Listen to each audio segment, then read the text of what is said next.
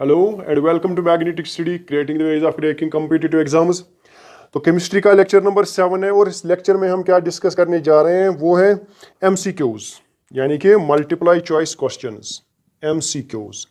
और अभी तक हमने यहाँ पर मैंने आपको 35 MCQs लाए हैं और 35 MCQs किस पर बेस्ड हैं, जो प्रीवियस लेक्चर्स हैं, जो प्रीवियस अभी तक लेक्चर 6 हुए हैं केमिस्ट्री में।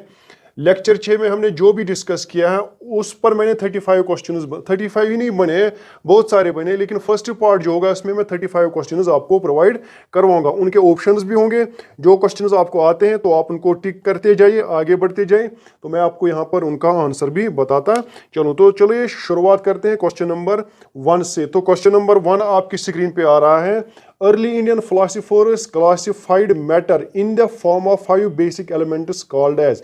तो अर्ली फिलोसफर्स ने जो नाम दिया था 5 एलिमेंट्स का, वो क्या था? ऑप्शन ए आपका है पंचतत्व, ऑप्शन बी है पंचभत्व, ऑप्शन सी है पंच आत्वा एंड ऑप्शन डी है आपका पंचवेदा। तो इनमें से आपको सही ऑप्शन चूज करना है। जिसने लेक्चर नंबर 1 सुना होगा तो उसको पता होगा इसका आंसर ए है, दैट इज पंचतत्व। उनको नाम दिया गया था पंचतत्व। क्लियर? इसी तरह और दूसरा क्वेश्चन यहां पर आपको दिखाई देगा, which one of the following does not belong to panchatatva. पंचतत्व में 5 एलिमेंट्स थे, तो 5 एलिमेंट्स में से इनमें से कौन सा पंचतत्व का एलिमेंट नहीं है? तो एक ऑप्शन आपके पास है क्लाउड्स, दूसरा है अर्थ, तीसरा है sky and fourth is water. आपको इनमें से चूज करना है। तो सीधी सी बात है, इनमें कौन सा ऑप्शन सही रहेगा? क्लाउड्स, यानी कि इसका भी ऑप्शन ए ही सही है, क्लाउड्स वाला ऑप्शन, क्योंकि क्लाउड्स पंचतत्व का हिस्सा नहीं है। क्लियर? क्वेश्चन नंबर 3 यहां पर अगर आप देखोगे तो इसमें लिखा है which one is not the property of matter. इनमें से प्रॉपर्टी ऑफ मैटर कौन नहीं है? आपको ये नहीं देखना है कि कौन है, बल्कि ये देखना है कि कौन नहीं है प्रॉपर्टी ऑफ मैटर।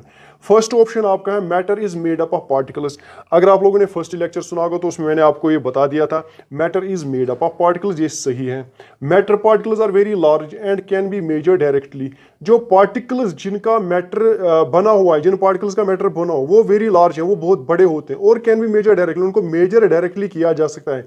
क्या आप एटम को मेजर कर सकते हैं? नहीं। आप प्रोटॉन्स न्यूट्रॉन्स को मेजर नहीं कर सकते, जो मैटर को बनाते हैं, या मॉलिक्यूल्स या कंपाउंड्स को आप मेजर नहीं कर सकते। इसलिए ये ऑप्शन जो है, ऑप्शन बी आपका इसका सही ऑप्शन रहेगा। ऑप्शन सी की तरफ बढ़ते हैं, particles of matter continuously move, ये तो प्रॉपर्टी है मैटर की। पार्टिकल्स ऑफ मैटर है स्पेस बिटवीन देम, ये भी फिजिकल प्रॉपर्टी में हमने पढ़ा है। क्वेश्चन नंबर 4 आगे बढ़ते हैं क्वेश्चन नंबर 4 की ओर। Which of the following can be categorised as matter group. इनमें से आपको चूज करना है कि कौन सा ऑप्शन जो है जो मैटर ग्रुप कहलाएगा, जिसको आप किस ग्रुप में रखोगे? मैटर ग्रुप में, यानी कि इसमें जो सभी चीजें हैं वो मैटर के बने हुए हैं। जैसे कि ऑप्शन ए है चेयर, ये भी मैटर की बनी हुई है। ईयर, ये भी मैटर का बना है। कोल्ड ड्रिंक, ये भी मैटर का बना है। Hate is not made up of matter. Clear? It's a state of mind. Chair, ये भी मैटर का, ऑप्शन बी की ओर बढ़ते हैं। Chair, year, almonds, cold drink. अब इसमें चारों ऑप्शन जो है मैटर के बने हैं, तो इसका मतलब है ये सही कैटेगोराइज, ये हम मैटर ग्रुप में कैटर किस में रख सकते हैं? मैटर ग्रुप में रख सकते हैं। ऑप्शन सी की ओर बढ़ते हैं तो वहां पर एक थॉट ऑप्शन आ रहा है, थॉट भी एक स्टेट ऑफ माइंड है, तो ये भी आप इसमें बाहर निकालोगे। स्मेल, ईयर, चेयर, टी, तो इसमें स्मेल आपका, ये आपको मैटर ग्रुप में नहीं आएगा। क्लियर? नेक्स्ट ऑप्शन की ओर, नेक्स्ट क्वेश्चन की ओर बढ़ते हैं। क्वेश्चन नंबर 5 जो है, which is incorrect about solid state. अब हमने सॉलिड स्टेट पढ़ा है, तो उसमें से आपको क्या देखना है कि इनमें से कौन सा ऑप्शन सही है। ऑप्शन ए आपका है they can not be compressed, वो कंप्रेस हम नहीं कर सकते। क्या ये सही है? हाँ, ये सही है। Inter particle space is very large, उनके बीच में जो पार्टिकल्स की जो डिस्टेंस है वो बहुत ज्यादा है, स्पेस बहुत ज्यादा है। Inter particle force is very large, ये तो सही है। Option D maintain their shape when subjected external force, मैंने आपको प्रॉपर्टीज लिखाई है सॉलिड की, तो ये भी प्रॉपर्टी मैंने लिखाई थी कि maintain their shape when subjected external force. अब इसमें ऑप्शन बी जो बचता है वो क्या कह रहा है? Inter particle space is very large, तो ये गलत है, क्योंकि inter particle space very large जो होता है वो गैस कहलाता है, इसलिए ये इनकरेक्ट होगा किसके लिए? सॉलिड स्टेट के लिए। तो मीनस इसका ऑप्शन बी सही आंसर रहेगा। अब नेक्स्ट क्वेश्चन की ओर बढ़ते हैं। Which of the following is an example of plasma. इनमें से प्लाज्मा की एग्जांपल आप दीजिए। बॉइलिंग वाटर है, वेल्डिंग आर्कस है, मेल्टेड आयरन है, फ्रीज्ड गैस है। अब सिंपल सी बात है, बॉइलिंग वाटर जो है ये तो प्लाज्मा नहीं कहलाएगा। वेल्डिंग आर्कस अभी इसको छोड़ दो आप। मेल्टेड आयरन तो आपको लिक्विड में कन्वर्ट हो जाएगा, तो मीन्स ये प्लाज्मा नहीं कहलाएगा। फ्रीज्ड गैस ये भी प्लाज्मा नहीं है। क्लियर? तो सीधे से ऑप्शन बी बच जाता है, that is welding Arcus. Welding Arcus जो है ये आपका सही ऑप्शन रहेगा, किसका? प्लाज्मा का। क्वेश्चन नंबर 7 आपका है, the Bose Einstein condensate is formed by cooling the gas having. अब इस गैस की क्या प्रॉपर्टी होनी चाहिए जो बोस-आइंस्टाइन कंडेंसेट बनाता है? फर्स्ट ऑप्शन है आपका लार्ज डेंसिटी होना चाहिए, absolute 0 kelvin. Large density to absolute यानी कि डेंसिटी ज्यादा होनी चाहिए और उसके बाद किस पर होनी चाहिए? एब्सोल्यूट 0 केल्विन पर। Large density to 0 degree Celsius, low density to 0 degree Celsius और low density to absolute 0 kelvin. तो अगर आप लोगों ने बोस-आइंस्टाइन कंडेंसेट पढ़ा है तो उसमें मैंने कहा था कि ये क्या होता है, ये होता है लो डेंसिटी वाला गैस जो एब्सोल्यूट 0 केल्विन पर होता है, यानी कि ऑप्शन डी इसका सही आंसर रहेगा। क्वेश्चन नंबर 8 की ओर बढ़ते हैं। Which of the following is an example of gas? इनमें से आपको गैस का एग्जांपल बताना है, तो आप इस क्वेश्चन को खुद करोगे। इसके ऑप्शंस है sun, leaf, water and blood. Which of the following is solid? इस क्वेश्चन को भी आप खुद करोगे। क्वेश्चन नंबर 9, इसमें आपको सॉलिड बताना है, सॉलिड कौन सा है? सॉलिड कौन सा है? हाँ ठीक है, ये सॉलिड आपको बताना है इसमें। क्वेश्चन नंबर 10 की ओर बढ़ते हैं।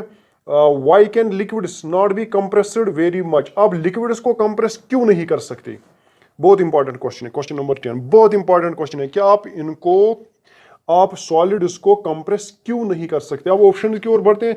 Liquid particles are already close to each other, वो काफी नजदीक होते हैं। Liquid particles repel each other, वो आपस में रिपल्शन का फोर्स यूज करते हैं, रिपेल करते हैं, इसलिए उनको कंप्रेस नहीं किया जा सकता। There is a lot of space between liquid particles, उनके बीच में काफी ज्यादा स्पेस है। Liquid particles do not move. देखिए liquid particles do not move, तो ये तो कंप्रेस का वाला केस नहीं है। तो अगर आप ऑप्शन ए की ओर देखो कि liquid particles are already close to each other, वो पहले ही काफी क्लोज टू ईच अदर है ना। आप लोगों ने प्रॉपर्टीज में, इसमें मैंने प्रॉपर्टी बता दी थी कि they are tightly bound to each other, काफी नजदीक है वो, इसलिए वो कंप्रेस नहीं किए जा सकते। क्लियर? क्वेश्चन नंबर 11 पर आते हैं। मोस्ट इंपॉर्टेंट पॉइंट है, latent heat of fusion may be defined as. Latent heat of fusion किसको कहते हैं? तो ये भी क्वेश्चन आप खुद करोगे। लेटेंट हीट ऑफ वेपोराइजेशन किसको कहते हैं? ये क्वेश्चन भी आप खुद करोगे। इनमें आपको चूज करना है किसको क्या। अब लिखा है amount of heat required to change 1 kg of liquid into solid. इसी तरह amount of heat required to change 1 kg of solid into liquid, amount of heat required to change 1 kg of liquid into gas, none of the above. अगर आप fusion की बात करोगे तो fusion में मैंने कहा था, फ्यूजन में क्या होता है, सॉलिड किस में चेंज होता है? लिक्विड में। तो इसमें भी आप अमाउंट ऑफ हीट देखोगे ना, क्या देखोगे? सॉलिड को लिक्विड में चेंज करना है। इसी तरह वेपोराइजेशन में क्या देखोगे आप? वेपोराइजेशन में लिक्विड चेंज होता है गैस में। क्लियर? तो इसलिए दोनों में आपके ऑप्शंस जो है सही से चूज करने पड़ेंगे। इसी तरह क्वेश्चन नंबर 13 है, मेल्टिंग पॉइंट रिप्रेजेंट्स। अभी मेल्टिंग पॉइंट क्या रिप्रेजेंट करता है? It represents temperature, it represents heat, it represents amount of solid और it amount of solid converted to liquid. ये क्या रिप्रेजेंट करता है? तो डेफिनेशन पर जाओगे तो melting point represents temperature. Melting point of ice is, question number 14 की ओर बढ़ते हैं। क्वेश्चन नंबर 14 क्या कहता है? Melting point of ice is. Melting point of ice कितना होता है? तो याद रखिए इसमें ऑप्शन जो है वो है 273.16 kelvin, 0 degree Celsius, both A and B, none of the above. अगर आप देखोगे तो 273.16 जो है ये इक्वल टू होता है 0 डिग्री सेल्सियस। ये दोनों एक ही टेम्परेचर्स हैं, 273.16 केल्विन और 0 डिग्री सेल्सियस। तो इसका मतलब है इसका ऑप्शन सी जो है वो सही रहेगा, both A and B. Clear? इसी तरह नेक्स्ट क्वेश्चन है, boiling point represents. Boiling point क्या रिप्रेजेंट करता है? तो इसमें भी आप ये याद रखोगे बॉइलिंग पॉइंट क्या रिप्रेजेंट करता है। ये भी रिप्रेजेंट करता है, बॉइलिंग पॉइंट जो रिप्रेजेंट करता है टेम्परेचर ही होता है। It is not heat, it is not amount of gas, it is none of the above, ये भी नहीं है। तो इसका मतलब ये टेम्परेचर रिप्रेजेंट करता है, ये टेम्परेचर ही होता है। क्लियर? इस तरह बॉइलिंग पॉइंट ऑफ वाटर आपको देखना है। तो अगर आप देखोगे यहाँ पर ऑप्शन ए है 373.16 और बी है 100 डिग्री सेल्सियस, सी है बोथ एंड बी। तो याद रखिए 373.16 और 100 डिग्री जो है ये दोनों एक ही टेम्परेचर को रिप्रेजेंट करते हैं। Kelvin is equal to 100 degree Celsius, दोनों एक ही हैं, तो इसलिए इसका option both A and B यानी कि सी ऑप्शन रहेगा। क्लियर? अब इसमें क्वेश्चन नंबर 17 की ओर बढ़ते हैं। Solid on heating directly changes into A gas without melting, it is called. अगर कोई सॉलिड डायरेक्टली चेंज हो जाएगा गैस में तो उस प्रोसेस को हम क्या कहते हैं? तो याद रखिए इसको सब्लिमेशन बोलते हैं, इसको हमने पहले भी डिस्कस किया हुआ है। इस तरह क्वेश्चन नंबर 18 है, gas directly change to solid. अब गैस सॉलिड में चेंज होना, बिना लिक्विड में जाने से पहले वो सॉलिड में जाने से पहले वो लिक्विड बन जाता है, लेकिन यहाँ पर डायरेक्टली गैस चेंज होता है किसमें? सॉलिड में। उसको क्या कहते हैं? ये क्वेश्चन आपके लिए है। अगर आप लोगों ने पहले लेक्चर सुने हैं तब जाके ये क्वेश्चंस आपको आएंगे इजीली। अगर नहीं सुने हैं तो आपको ये क्वेश्चंस काफ़ी कंपल्सरी मीन्स आपको लगेंगे कि हमें नहीं आते हैं। क्वेश्चन नंबर 19 पर जाते हैं। Change of state can be done by, बहुत इंपॉर्टेंट क्वेश्चन है। अगर आपको चेंज ऑफ स्टेट करनी है तो क्या किससे हो सकती है चेंज ऑफ स्टेट? अभी चेंज ऑफ स्टेट का क्या मतलब है? मीन्स सॉलिड को चेंज करना है लिक्विड में, लिक्विड को चेंज करना है गैस में, या उसका वाइस वर्सा करना है, यानी कि गैस को लिक्विड में, लिक्विड को सॉलिड में। तो ये किससे हो जाता है? Increasing the temperature alone, increasing the pressure and decreasing temperature, both A and B, none of the above. अब मैंने आपको बताया था कि चेंज ऑफ स्टेट हम दो तरीके से कर सकते हैं। एक खाली इंक्रीज करने से, टेम्परेचर को इंक्रीज करने से, टेम्परेचर को बढ़ाने से हम चेंज ऑफ स्टेट कर सकते हैं। दूसरा प्रोसेस हमारे पास है प्रेशर का प्रोसेस, लेकिन प्रेशर खाली इंक्रीज करने से आपको चेंज ऑफ स्टेट नहीं होगा। इसमें आपको क्या करना पड़ेगा? टेम्परेचर को डिक्रीज भी करना पड़ेगा, टेम्परेचर को डिक्रीज करना पड़ेगा। इसमें आपको टेम्परेचर को इंक्रीज करना पड़ेगा। फर्स्ट ऑप्शन जो है वो भी सही है, ऑप्शन सेकंड भी सही है। इसका मतलब है बोथ ए एंड बी सही है, तो इसका मतलब है ऑप्शन सी रहेगा आंसर इसका। The phenomenon of change of liquid into vapours at any temperature below it is boiling point. अब ये मोस्ट इंपॉर्टेंट क्वेश्चन है, जो डेफिनेशन है किसकी? इवापोरेशन की। तो इसका मतलब है इसका ऑप्शन सी रहेगा तो क्वेश्चन नंबर 20 का, दैट इज इवापोरेशन। क्योंकि इवापोरेशन में ही क्या होता है कि लिक्विड गैस में कन्वर्ट हो जाता है, लेकिन बॉइलिंग पॉइंट से पहले ही। अगर बॉइलिंग पॉइंट पर गया या बॉइलिंग पॉइंट से ज्यादा टेम्परेचर पर गैस में कन्वर्ट हुआ लिक्विड तो उसको वेपोराइजेशन कहते हैं। ये eight any temperature below it is boiling point कहलाया है, तो इसका मतलब है इवापोरेशन कहलाएगा। क्लियर?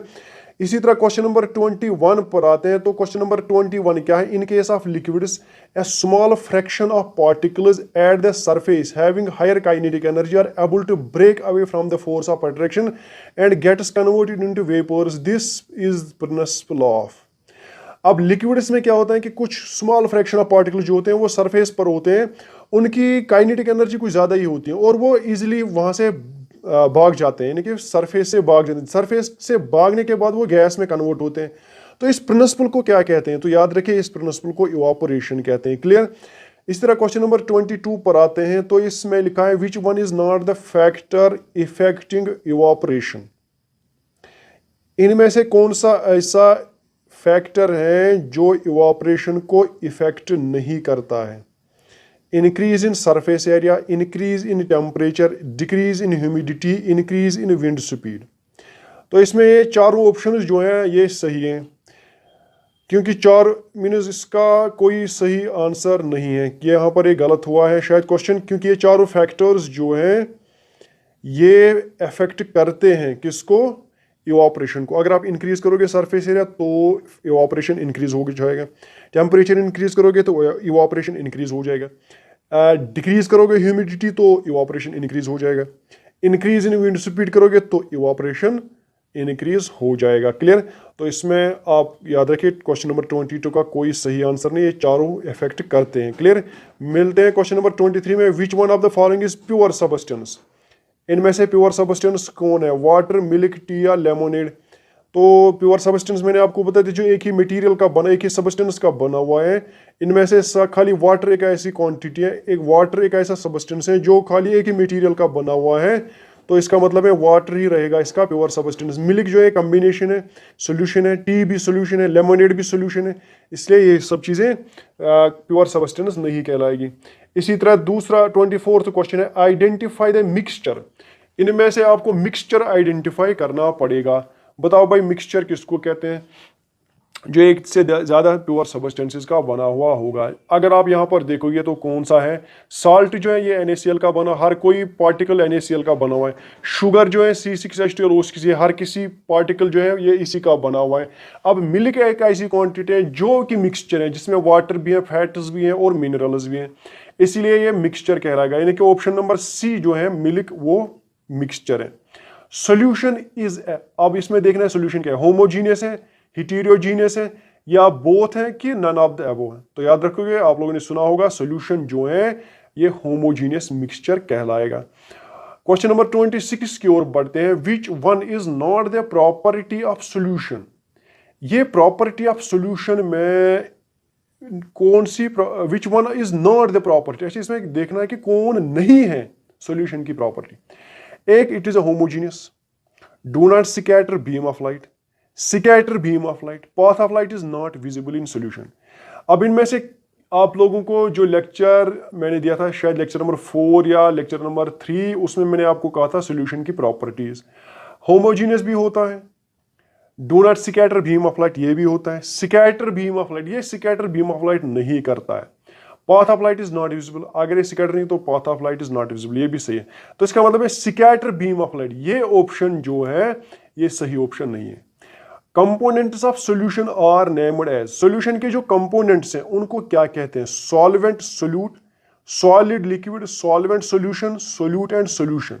तो याद रखिए सोल्यूट एंड सॉल्वेंट, यानी कि ऑप्शन ए इसका ऑप्शन सही रहेगा, क्योंकि दोनों कंपोनेंट्स को हम सोल्यूट और एक को सॉल्यूशन, एक को सॉल्वेंट और एक को सोल्यूट कहते हैं। क्लियर। क्वेश्चन नंबर 28 है, when no more solute can be dissolved in a solution at a given temperature, it is called, हमने सोल्यूट को मिला दिया सोल्यूशन में, अब किसी फिक्स टेम्परेचर पर, उसके बाद हमें लगता है कि इसमें हम और मिक्स नहीं कर सकते और एडिशन नहीं कर सकते, तो उस टाइम उसको क्या कहते हैं, तो उस सोल्यूशन को याद रखोगे आप सैचुरेटेड सोल्यूशन, यानी कि उस सोल्यूशन को क्या कहते हैं, सैचुरेटेड। अगर और ऐड आप कर सकते हो तो वो अनसैचुरेटेड कहलाता है। अगर आप टेम्परेचर को इंक्रीज करो फिर आप उसमें एडिशन कर सकते हो तो वो अनसैचुरेटेड सोल्यूशन, लेकिन यहां पर इसने कहा एट ए गिवन टेम्परेचर, तो इसलिए ये सैचुरेटेड सोल्यूशन कहलाएगा। क्लियर। क्वेश्चन नंबर 29, क्योंकि मैंने सोल्यूशन के टाइप्स नहीं आपको बता दिए थे इसलिए आप लोग याद रखो, एक होता है सैचुरेटेड सोल्यूशन, एक होता है अनसैचुरेटेड सोल्यूशन। जो मटेरियल मैं आपको प्रोवाइड करूंगा उसमें मैं आपको इन दोनों के बारे में थोड़ी सी जानकारी दे दूंगा। क्लियर, टेंशन लेने की जरूरत नहीं है, पोस्ट्स बंद नहीं हो जाएंगे, पोस्ट्स निकलते जाएंगे। क्लियर। तो नेक्स्ट क्वेश्चन की ओर बढ़ते हैं। Concentration of solution is given by, अब कंसंट्रेशन किस तरह से, कंसंट्रेशन ऑफ सोल्यूशन यानी कि कितना अमाउंट ऑफ सोल्यूट प्रेजेंट है इसमें सॉल्वेंट में, या सोल्यूशन में कितना सोल्यूट है, तो उसको हम कहते हैं कंसंट्रेशन। ये भी हमने डिस्कस किया है। तो ऑप्शन हमारा है amount of solute divided by amount of solution, amount of solute divided by amount of solvent, both A and B, none of the above. तो याद रखोगे ये बोथ ए एंड बी हैं, दोनों फार्मूला से हम इसको देख सकते हैं, यानी कि amount of solute by amount of solution, amount of solute by amount of solvent, ये दोनों आप यूज कर सकते हो। इसी तरह नेक्स्ट क्वेश्चन है क्वेश्चन नंबर 30, इसमें लिखा है सस्पेंशन क्या है। Suspension is homogeneous, heterogeneous, may be both, it is not a mixture. तो याद रखिए हिटेरोजीनियस मिक्सचर होता है। Which of the following is are property of suspension, it is A heterogeneous, particles can be seen by naked I, particles scatter a beam of light passing through it, all of the above. तो याद रखिए property of suspension मैंने आपको कुछ properties लिखाई है, तो इनमें हर कोई प्रॉपर्टी फुलफिल होती है। हिटेरोजीनियस है, particles can be seen by naked I, particles scatter beam of light, ये भी इसमें फॉलो होता है, तो इसका मतलब इसका ऑप्शन रहेगा all of the above. Clear. इस तरह क्वेश्चन नंबर 32 पर आते हैं। Which of the following is are property of colloidal solution, इनमें कोलिडल सोल्यूशन कौन है, यानी कि प्रॉपर्टी क्या है, कौन सी प्रॉपर्टी सही है। हिटेरोजीनियस है, particles can not be seen by naked eye, shows Tyndall's effect, all of the above. तो कोलिडल सोल्यूशन में पार्टिकल्स छोटे होते हैं इसलिए वो दिखाई नहीं देते हैं, लेकिन हिटेरोजीनियस ही होता है और टिंडाल्स इफेक्ट भी शो करता है कोलिडल सोल्यूशन, इसलिए ऑल ऑफ द अबव इसका ऑप्शन रहेगा। क्वेश्चन नंबर 33 की ओर बढ़ते हैं। Burning of candle is an example of, अब बर्निंग ऑफ कैंडल कौन सी एग्जांपल है, कि ये केमिकल चेंज है, क्या ये फिजिकल चेंज है, क्या ये बोथ है केमिकल एंड फिजिकल चेंज, या नन ऑफ द अबव। तो याद रखिए ये दोनों है, केमिकल चेंज भी और फिजिकल चेंज। केमिकल चेंज क्यों है, क्योंकि इसमें से मिक्स होता है, वैक्स कंज्यूम होता है और किस में कन्वर्ट होता है, फायर में कन्वर्ट होता है, स्मोक में कन्वर्ट होता है, तो केमिकल चेंज होती है। फिजिकल चेंज होती है, हाँ उसका जो साइज है वो डिक्रीज होता जाता है, तो फिजिकल चेंज भी है, तो दोनों आएंगे इसका, both chemical and physical change. Next है question number 34, which of the two elements are liquid at room temperature. काफी इंपॉर्टेंट क्वेश्चन है। दोनों में से इन चारों में से कौन से दो एलिमेंट जो हैं वो रूम टेम्परेचर पर लिक्विड होते हैं? गैलियम और caesium, mercury and bromine, mercury and gallium, caesium and bromine. तो इसमें मैंने आपको बता दिया था कि मरकरी और ब्रोमीन जो है ये दोनों जो है लिक्विड होते हैं रूम टेम्परेचर पर। अब ये जो यहाँ पर अगर लिखा है ना गैलियम और सीजियम, ये भी आप याद रखोगे, गैलियम और सीजियम भी लिक्विड होते हैं, लेकिन अगर आप थोड़ा सा टेम्परेचर बढ़ाओगे तो ये लिक्विड बन जाते हैं। कि गैलियम और सीजियम जो होते हैं सॉलिड होते हैं, लेकिन थोड़ा सा टेम्परेचर, रूम टेम्परेचर से थोड़ा सा आप 1-2 डिग्रीज बढ़ाओगे तो ये भी लिक्विड स्टेट में चले जाते हैं। कौन? गैलियम और सीजियम, ये भी आप याद रखोगे। अच्छा, नेक्स्ट है हमारे पास, how many elements are in gaseous form in periodic table. ये भी आप खुद करोगे कि कितने एलिमेंट्स जो हैं पीरियोडिक टेबल में जो गैसियस शेप में हमें मिलते हैं, जैसे हाइड्रोजन, हीलियम, नियॉन, वो सब चीज़ें, क्रिप्टॉन, जिनॉन, ठीक है, वो सब जो है गैसियस स्टेट में। लेकिन आपको टोटल कितने हैं पूरे पीरियोडिक टेबल में वो बताना है, तो ये भी मैंने आपको इससे पहले बताया हुआ है। क्लियर? तो ये कुछ क्वेश्चंस थे। नेक्स्ट लेक्चर में हम और क्वेश्चंस लेकर आएंगे। ये 35 क्वेश्चंस हैं, तो ये आप लिख लीजिए, याद कर लीजिए, कॉपी बनाइए। और अगर आप लोगों ने मटेरियल नहीं लिखा है तो आप ये लिख लीजिए, काफ़ी इंपॉर्टेंट क्वेश्चंस हैं। और नेक्स्ट लेक्चर में हम क्या देखेंगे? नेक्स्ट लेक्चर में हम और क्वेश्चंस लेकर आएंगे इसी पर। जितने लेक्चर्स हमने दिए, लेक्चर 6 दिए हमने, 6 पर जितने भी MCQs बन जाते हैं वो सब हम लेकर आएंगे। और उसके बाद ही हम नेक्स्ट का पोर्शन उठाएंगे, नेक्स्ट सिलेबस का पोर्शन उठाएंगे, किसमें? केमिस्ट्री में। अब केमिस्ट्री में कुछ ज़्यादा बचा नहीं है, अभी भी अप्रॉक्सीमेटली 60% मान लीजिए आप यही है, तो 60 के बाद 40 बच जाता है। 40 हम देखेंगे नेक्स्ट सेशन में। क्लियर? तो हैव ए नाइस डे। आप इस वीडियो को शेयर करते जाइए, लाइक करते जाइए, ताकि ये और स्टूडेंट्स को भी फ़ायदा पहुंचा सके। Clear? Have a nice day.